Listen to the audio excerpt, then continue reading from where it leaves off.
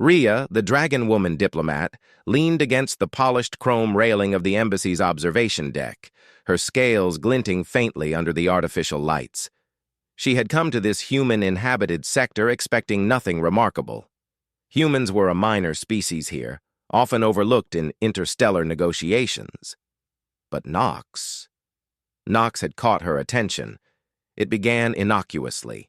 Rhea noticed him slipping from the staff corridors long after the grand ceremonial halls had emptied, his mop bucket squeaking quietly over the sterile floor.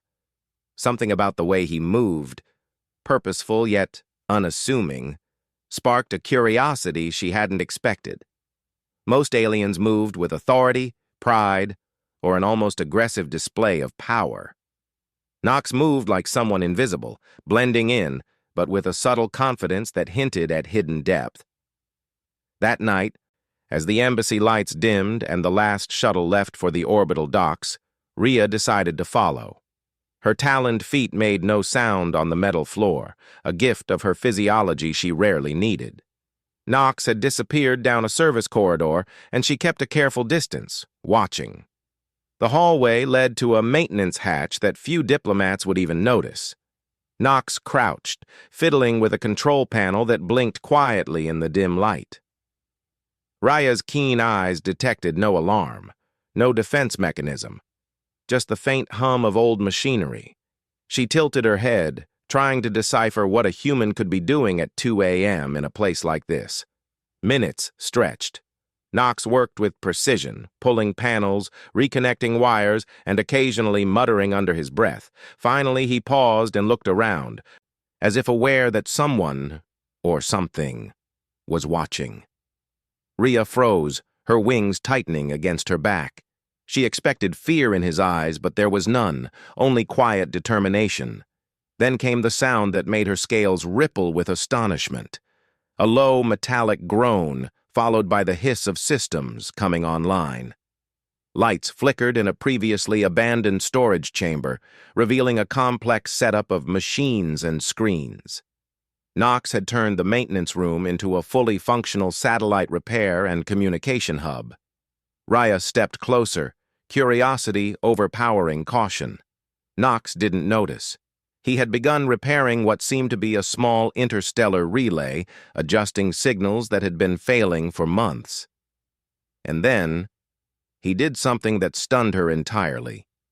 He pulled a datapad from his pocket and began transmitting messages, manually coding the signals to patch gaps in communication that even some of the embassy's top alien engineers had failed to fix.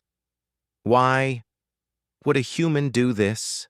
Rhea whispered to herself, her voice a low rumble. Humans were supposed to clean floors, serve food, and perform menial tasks, not fix broken starship relays at 2 a.m.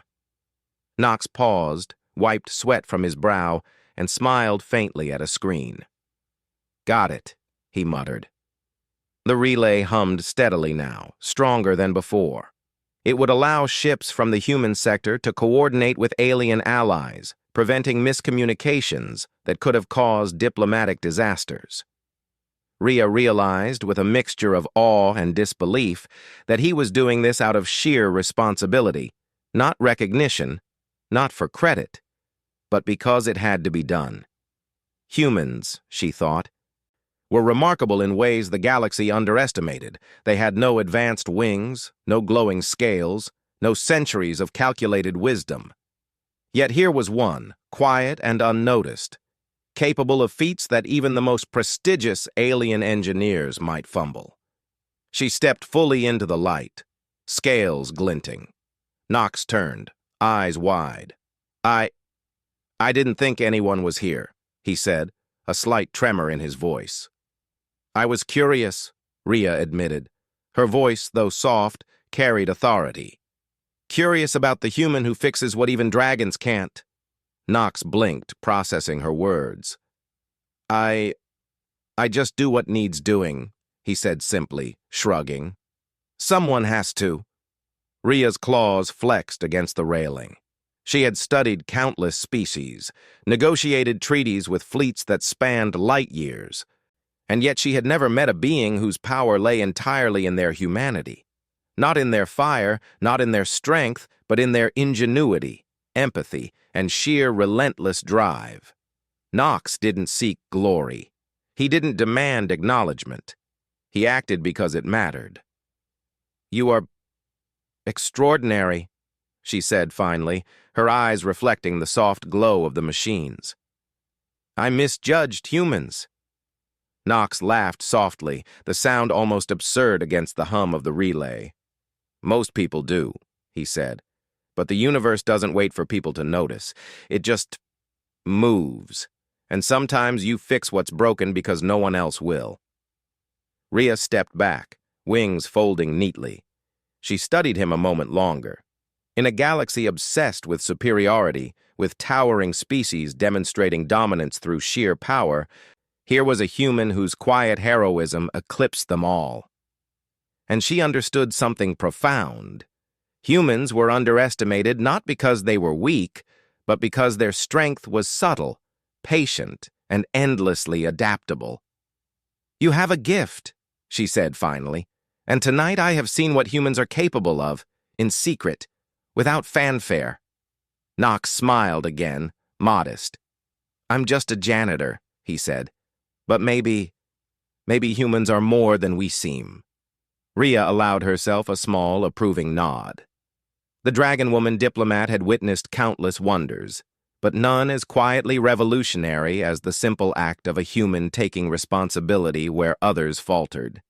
She realized that Knox's hidden courage, his ingenuity, his insistence on doing what was right, reflected the best of humanity. "You will come with me," she said suddenly, surprising even herself. "The Council needs to see this. Humanity needs recognition." Knox shook his head, but there was a spark of pride in his eyes. "I'm fine here," he said. "I just do what I can." Rhea smiled, a rare expression for her kind. "Fine," she said. "But remember this. One human, in the dead of night, fixing what the galaxy thinks is impossible. That is enough to shock the universe." For the rest of the night, she watched him work, silent and awed. The machines hummed, the lights flickered, and somewhere in the shadows, the embassy's perception of humans began to shift. The Dragon Woman Diplomat realized that heroism didn't always roar. Sometimes it whispered in the quiet corridors at 2 a.m., hidden from view, shaping the galaxy in ways no one expected. And Knox, the janitor, did it all without ever asking for recognition. Rhea's scales shimmered faintly as she turned away, thinking, so this is what humans are really capable of. The universe, she realized, had underestimated them, and that mistake could cost the galaxy or save it, depending on who paid attention.